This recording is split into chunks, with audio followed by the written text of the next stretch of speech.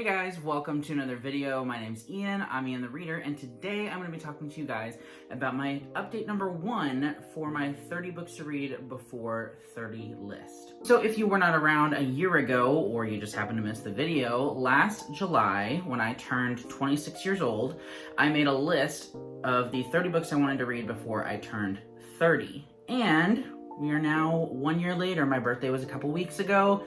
And now I wanted to just make a video telling you guys the books that I did read from my 30 before 30 list in the last year and what I thought about them. So yeah, that's what this is. Hope you enjoy. Would love it if you let me know if you've read any of these books, if you feel the same way that I did about them, or if you feel differently. And also, if there are any of these books that you were looking to read in the near future, I would love to hear from you guys in the comments. Thanks so much. So let's go ahead and start with the 3 books that I do not have physical copies of at the moment. Some of these, actually, I think all of them I did have at some point, and I have since unhauled. So that might give you some indication about how I felt about them. But let's go ahead and talk about these books. So first, we have Malice by John Gwynne. And this is probably one of the most disappointing books from the list. It wasn't bad. It wasn't bad. Let me start with that. So this is the first book in the Faithful and the Fallen series by John Gwynne. It's his debut novel, and it's very popular. And I understand why. It has a lot of qualities that a lot of people love in fantasy books, and I typically do love in fantasy books as well.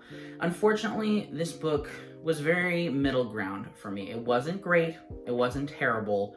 It just really didn't do the things that I wanted it to do, unfortunately, for me. I would love to tell you what this book is about, but to be honest, it truly has not stuck with me very much, and I cannot recall a whole lot of the plot details, which tells you as much as you need to know. Really, the thing that I had an issue with in this book was, aside from the fact that the plot didn't really stand out a whole lot, was the fact that there are a ton of perspectives, which typically I love in fantasy, but the chapters were just so short that it was like getting whiplash. I'm like, okay, this is a new character. And then like 3 pages later, it changed perspective, and I wouldn't see that character again for like another 15 pages, but in that 15 pages, I had like 3 perspectives. And I'm exaggerating, for sure, but the chapters were just too short and there were too many perspectives for me to be able to easily latch on to anyone. And so I found myself like over halfway through the book, and I was still like, I don't know who this person is. I know they're a main character, but I cannot remember which one.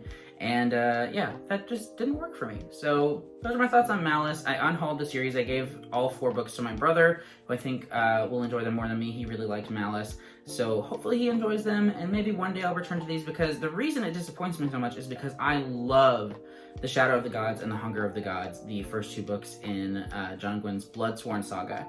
But those are just really a lot better in my personal opinion. But maybe I'll feel differently one day. So I may return to this at some point, don't know when, but that's book number 1. Next up, we have Gardens of the Moon by Stephen Erickson, and this is a book that I really did enjoy, and I just want to start off by saying that, because what I was able to glean from this book I thought was really good. I also buddy read it with some really great people, Alex from Togger Reads, Jordan from Jordan Reads, and Josh from Red Fury Books. And so we had a great time. We had some live show discussions. That was great. Unfortunately, I think I just was not in the right headspace this year for reading Malazan, and that was evident by the fact that I only made it 3 books into our read-along. Sorry, guys. But yeah, I think it was just me. I don't think that it was the books. So with the series, and I feel like everybody already knows Malazan, so I'm not really going to go into too much detail, but it is renowned for being very dense, and not an easy, light fantasy read by any means. There are a ton of perspectives, a ton of world building that you're just very much thrust into, and that's just Erickson's approach to this world, and I think that's totally fine. I think it's just me. I was not in the right headspace for it. This year I have changed jobs, I have moved, I have written a book, I have done tons and tons of stuff, and my mental health throughout that has only allowed me to oftentimes listen to books that are easy to digest. And so I made it through this book, but at the end of it I was like, okay, I like that. Don't know what happened, but I liked it. And that feeling just continued throughout the next 2 books that I did manage to get through in Malazan, and so I did end up, for now, DNFing, and I unhauled the copy of Gardens of the Moon that I had, because if I do end up getting them, I think I'm just gonna get the mass market paperbacks, and I had like the big regular size paperback, so I decided to just unhaul that, and if and when I decide to get back into the series, I will get the mass market paperbacks. That's really how I'm feeling about Malazan though. I hope to return to it one day, but it was about what I expected as far as the experience goes. I think it was just me that I was not in the right space to read it at the time. So I'm glad I read it though. Next up, we have Imaginary Friend by Stephen Chbosky. And this is a book that I have meant to read for years and years and years. I had an arc of it from right before when it came out in like 2018 or something like that. Maybe it was 2019, I can't remember. But it was sitting on my shelf for a long time, and I finally decided to read it, and it was really, really good, actually. So of the three that I've talked about so far, this one was definitely my favorite, and I think I will end up actually getting a physical hardback of it at some point because I see them often at the bookstore. It's not super popular. The ratings on Goodreads are relatively low. And I just never hear anybody talk about this book other than Jake from the Bookish Drummer, who loves it. And rightfully so, because this book was really fantastic. This is the second novel by the author of The Perks of Being a Wallflower, and it could not be more different. While The Perks of Being a Wallflower is a tiny YA book that is amazing, Imaginary Friend is like a 700-page horror novel. So definitely threw off his audience a little bit there, I'm sure, and I assume that's where a lot of the negative ratings come from. But I really enjoyed this book. It definitely has some like It vibes, which I really liked, but it is honestly one of the most unsettling reading experiences I've had. It just feels like a nightmarish fever dream at times, and I love that so much. I highly recommend it if you're a horror fan. Please check out Imaginary Friend by Stephen Chbosky. Super underrated, fantastic. Okay, so now let's go ahead and talk about the books that I still have physical copies of, which are 6, I believe. 1, 2, 3, 4, 5, 6. Yes. Let's jump in. These are in no particular order, by the way. I'm just gonna grab them off the pile and we're gonna discuss. So first up is The Shadow of the Wind by Carlos Ruiz Zafón, and this, my friends, let me look real quick. Okay, probably. This is probably my favorite of the bunch. I know I said in no particular order, but this is probably my favorite book of the ones that I read on this list. Could be wrong. As I discussed them, I may change my feelings. And some of the ones that I really love in this pile, I've read more recently, so I may just need them to sit with me a little bit longer. But going back to this book, The Shadow of the Wind is fantastic. This book is so beautifully written.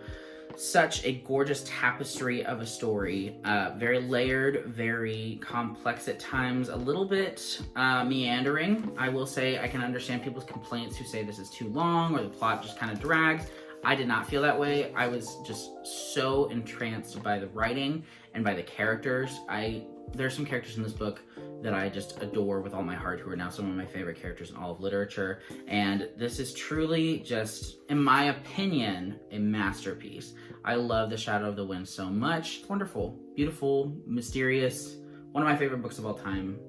I love The Shadow of the Wind so much. 5,000 stars. Next up, we have Warbreaker by Brandon Sanderson. So this is, as of right now, a standalone. He's apparently planning a sequel to this book at some point, but it's taken the back burner as he's focused more on like Stormlight and Mistborn and all that jazz. So go Sanderson. You can leave it a standalone if you want though. Like, I liked it, don't get me wrong, and I would enjoy a sequel, but I don't think that this is necessarily one that demands a sequel. I think it works just fine as a standalone. And who doesn't love a good fantasy standalone? You know, like, we all love a good fantasy series, of course, but it's refreshing to have standalones too. You can just read one and be done with it. Don't have to add it to your endless TBR of series to finish. Come on, that's amazing. But Warbreaker is really cool, primarily due to its magic system. I loved the color aspect of the magic system, where like basically the more rich and well-off you are, the more colors that you can see and things like that. There's a lot of stuff that goes into the magic system, and Sanderson does a great job of simplifying it in his writing, while at the same time we're able to recognize that it's kind of a complex magic system. But I really enjoyed that about it, and so Warbreaker was really good. I liked some of the characters, wasn't crazy about some. I thought a couple were a little bit flat, but overall I thought this was a really great story. I give it 4 stars. It's not my favorite Sanderson by any means, but I had a great time reading it, and I can definitely see myself returning to it, especially if it stays a standalone for another 5 years or so. Maybe 3 or 4 years down the line I'll want to reread it, and maybe I'll enjoy it even more. So really great time. Next up, we have A Touch of Light by Thiago Abdallah. And this is a book that is a little bit of a booktube darling in my little corner of the internet, my little corner of booktube.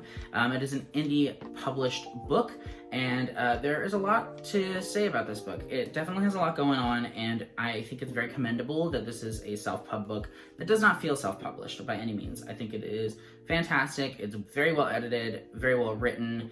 The characters are great. The world building is good. I think it has a lot of qualities to it that a lot of people adore. For me, it was fine. I think, again, this may have partially been the timing of it, because I read this right after reading Gardens of the Moon, and this kind of falls to the same issue in my brain as Malazan is, that this is just really confusing. The world building is very complex and you're just thrust into it, and I think that Thiago could have done a little bit more efficient of a job of explaining the world, because it's just a little bit convoluted. Not all the time. There are some things I definitely did understand with it, obviously. Otherwise, who knows if I would have finished it. But ultimately, I needed a little bit more from this book. I needed a little bit more help. Maybe I'm just dumb. Maybe I'm the only one. I don't think I am, because I've read some reviews that kind of feel the same way. This book was really cool, but unfortunately, I just did not connect with it enough. I was not invited into it enough to feel like a real attachment to it.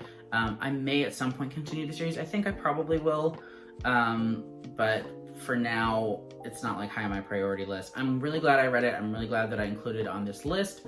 It was good, but ultimately, I'm just gonna say that this is like a 3.5 star, and I will probably continue at some point, but not in the near future. So the final 3 books are books that I have read very recently over the past few months, and all 3 of them did appear on my top 10 of 2023 so far list. I'll link that video down below, where I not only talk about my top 10, but I recap all the books that I read in the first half of the year. It's like 80 something books. So I'll link that video down below. But all that to say, I'm not going to go too deep into my thoughts on these, because if you would like to hear my thoughts, I do a very rambly, very emotional at times discussion of how much I love these books. But let's jump into it. First off, we have The Remains of the Day by Kazuo Ishiguro, which is probably my favorite book of the year so far. This book is so beautiful. It is so bittersweet, so melancholy at times, so nostalgic at times. Just a truly moving, subtle, beautiful, simple story that I adore. It's about a butler who is reflecting on his life as he takes a road trip to meet someone who he has not seen in years, who he at one time felt a very strong connection to. And that's all I'll say about it. It is gorgeous, though. I highly recommend this book. Don't go in expecting like a crazy plot or any twists or even some grand moments, but if you can just truly enjoy the subtext of the story and all that is felt by the characters, not always conveyed to the other characters around them, you're gonna love this book. It's so good. Next up, we have 1984 by George Orwell. This is the one I'm most proud of myself for reading. I did it finally. All these years of knowing that I should have read this book already and finally doing it. I mean, come on, look at me. I'm on top of the world right now. 1984 by George Orwell is a masterpiece, and it deserves all of the praise and attention and focus that it gets, not only because it is such a progressive novel in regard to its predictions and its observations and things like that, and it is so relevant even today, but also because it is beautifully written and terrifying. I find this book to be absolutely transfixing, and I was horrified page after page of this book at just the realities I saw within, the possibilities I saw within, and the ideas that it represents and it presents to the reader. I was just constantly like, oh my gosh, no. So I really love this book. I am so glad that I finally read it. Such a great book. And lastly, the last book that I did manage to read for my top 30 books to read before I turn 30 list is Jane Eyre by Charlotte Bronte. And this book is another masterpiece that deserves all the attention that it gets. Jane Eyre is a wonder. Not only the book, but the character as well. I enjoy this book thoroughly. I think it is so engaging. It is so hard to put down, and it is stunning. It is beautiful. I'm just gonna keep throwing adjectives out there, so we're gonna cut this off. Read Jane Eyre. Come on, people. So that's it. Those are the 9 books that I've read on my 30 before 30 list. Like I said, I just turned 27, so I still have quite a bit of time. If I do happen to get, okay, I'm gonna say this. If I have less than 10 books to read by this time next year, I'm gonna go ahead and add another 10 because I don't want to like finish my 30 before 30 list by the time I'm like 28 and have nothing left to read on it. I would like to keep this challenging. So we'll see how this next year goes and we'll update it if needed next year. I'm really excited about the books that I did read. I'm very proud of myself for some of them because I've been putting them off a long time, and that means that this challenge is working. Would I have read these without the list? Some of them, I'll say. I don't think I would have read all of them without this 30 before 30 list, because especially as the year like was moving on and we were in like the last few months of it, I did prioritize reading 3 or 4 of those. So very pleased overall, and yeah, we'll see how it goes over the next year. Thank you guys so much for watching though. Let me know if you enjoyed or if any of these books are ones that you did enjoy as much as I did. I would love to hear your thoughts, and thank you so much for watching. I'll see you in the next video. Bye!